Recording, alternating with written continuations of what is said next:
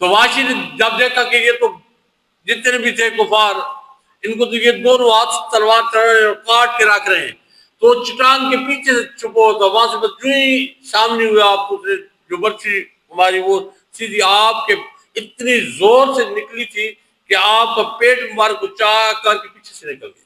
اللہ الرحمن الرحیم۔ شوال کا مہینہ ہے اور اس شوال میں اسلام کا ایک بہت بڑا معرکہ لڑا گیا، غزوہ احد۔ پہلے تو یہ تھا کہ یہ جتنے بھی احادیث میں جنگوں کا تھا یا اس طرح کے کوئی مارکے ہوتے تھے تو ان کو پھر کتابی صورت دی گئی تاکہ نوجوان نسل ان کا جوش ولولہ بڑھے کہ ہمارے اسلاف ایسے تھے، انہوں نے دین کے لیے، اپنے مذہب کے لیے، اپنے نبی مکرم کے لیے اپنی جانوں کو اتنا حقیر سمجھا کہ کوئی وقت ہی نہیں ہے۔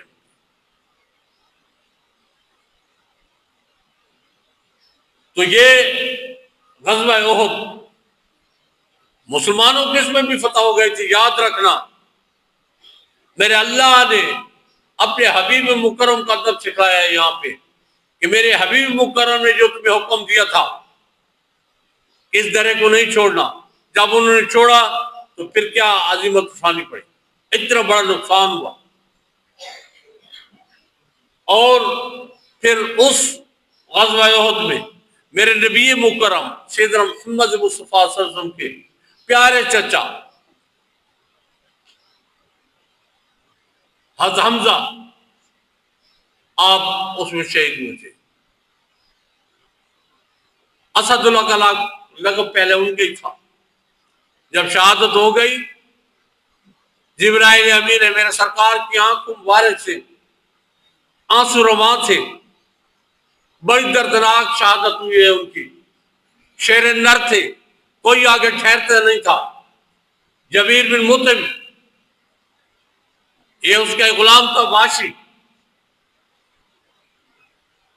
نیگرو تھا، حبشی، یہ جو ہے نا اس کی آزادی کے لیے ہندہ نے کہا تھا کہ اگر، کیونکہ یہ جو بچے نیزہ مارتے ہیں اس میں بہت اس کا نشانہ زبردست تھا، تو اس نے بلا کے کہا تھا کہ اگر تو نے حمزہ کو شہید کر دیا تو میرے آزادی کا پروانہ تمہیں دے دوں۔ تو یہ سامنے مقابلہ تو کر نہیں سکتا تھا۔ حضرت حمزہ رضی اللہ تعالیٰ عنہ وہ ہستی تھے جو دونوں ہاتھوں سے تلوار چلاتے تھے، ایسے شیر نر تھے،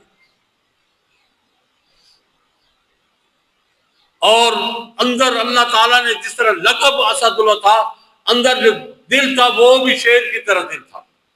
آپ کا جو قبول اسلام ہے وہ بھی اتنا اعلیٰ اور عرفہ معاملہ تھا، شکار سے واپس آ رہے تھے، تھکے ہوئے تھے، اور اسے کچھ دیر پہلے ابو جہل پلید نے میرے نبی مکرم صلی اللہ علیہ وسلم گھر میں کعبہ میں آپ کے ساتھ بہت زیادتی کی، اور سرکار بے ہوش ہو گئے، اس حد تک اس نے جو ہے نا ظلم کیا۔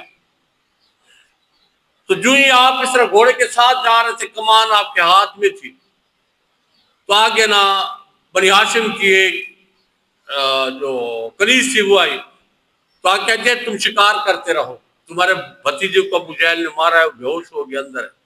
بس یہ سنا تو میٹر گھوم گیا، گھوڑے کو موڑ لیا، حرم کعبہ سے اٹھا گیا، دیکھا تو وہاں پہ یہ جتنے سردار بیٹھے ہوتے، ابو جہل پلید یہ مکہ کے سرداروں میں سب سے بڑا سردار تھا۔ اس شہر نار نے یہ نہیں دیکھا کہ کون بیٹھا آگے، اور سارے بیٹھے ہیں، آگ کے بالوں سے پکڑ لیا، اور جو کمان سے اس کے ساتھ مار کے لوگوں نے بڑی مشکل سے چھڑایا، اس کی جان بچی کر۔ اور بار بار وہ پلید کہتا تھا تو ہمارے دین کا ہے، وہ تو آپ کے منہ بار سے نہیں، جو میرے بھتیجے کا دین ہے وہی حمزہ کا دین ہے، اور اس دن اسلام کو داخل اسلام ہو گئے۔ اور نبی مکرم کے رضائی بھائی بھی تھے، حضرت شعیبہ کا جو ہے نا دودھ پیا تھا آپ نے بھی، اور سرکار نے بھی، اور بہت زیادہ محبت تھی اپنی چچا کے ساتھ، بہت زیادہ محبت تھی آپ کی. تو واشی نے جب دیکھا کہ یہ تو جتنے بھی تھے کفار، ان کو تو یہ دونوں ہاتھ تلوار چڑھ رہے ہیں اور کاٹ کے رکھ رہے ہیں، تو چٹان کے پیچھے سے چھپو ہوتا، وہاں سے بس جو ہی سامنے ہوئے آپ کو جو برچی ہماری وہ سیدھی آپ کے اتنی زور سے نکلی تھی کہ آپ کا پیٹ مبارک کو چاک کر کے پیچھے سے نکل گئی، گر گیا. پھر وہاں پہ جو ہے نا ہندا آئی اور اس نے جو ہے نا ناک اور کان کاٹ لیے، اور آپ کا جو ہے نا سینہ مبارک چاک کر کے آپ کا دل نکال کے کلیجہ چبانے کی کوشش کی، نکل نہیں سکی. تو جب نبی مکرم صلی اللہ علیہ وسلم نے آپ کے وہ جسم مبارک دیکھا تو آپ کی آنکھوں مبارک سے آنسو روا ہو گئے. اور یہ میدان احد کی واحد ہستی ہے سیدنا حمزہ رضی اللہ تعالیٰ عنہ، جن کا 70 مرتبہ جنازہ پڑھا گیا. پہلا جنازہ آپ کا پڑھا گیا، پھر اس کے بعد جو بھی آتا تھا آپ کو ادھر ہی جنازہ پڑھا رہتا تھا. 70 شہداء میں آپ کو 70 دفعہ آپ کا جنازہ پڑھا گیا.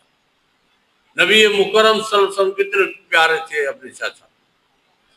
اور بعد میں جب واشی اسلام یہ لے کے آیا، چپ کے آیا، لوگ اس سرکار کے پاس بیعت ہو رہے تھے، اسلام میں داخل ہو رہے تھے، تو آ کے داخل ہو گیا. آپ نے پوچھا تیرا نام؟ آج کہتے ہیں واشی بن حرب. تو نے میرے چاچا کو شہید کیا تھا. خاموش ہو گئے. تو سرکار نے فرمایا کیونکہ تو داخل اسلام ہو گیا ہے، اسلام کی پناہ میں آ گیا، بس ایک کام کیا کر، میرے سامنے نہ آیا.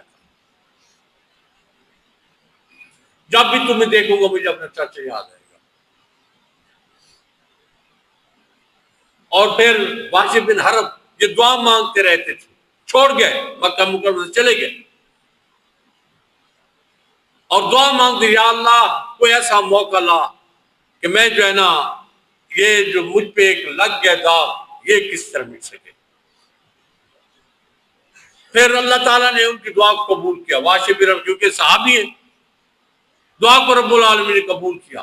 اور جنگ یمامہ میں مسلمہ کذاب کے خلاف جب سیدنا ابوبکر صدیق رضی اللہ تعالیٰ عنہ نے لشکر بھیجا تو یہ ساتھ تھے، اور یہ رات سے باہر دعا مانگتے کہ یا اللہ میرا اس سے مقابلہ کرانا، میرے سامنے ایک دفعہ لانا، میں اس کو تاکہ میں اس کو ماروں، غارت کروں، میں اس کو جہنم واصل میرے ہاتھ سے.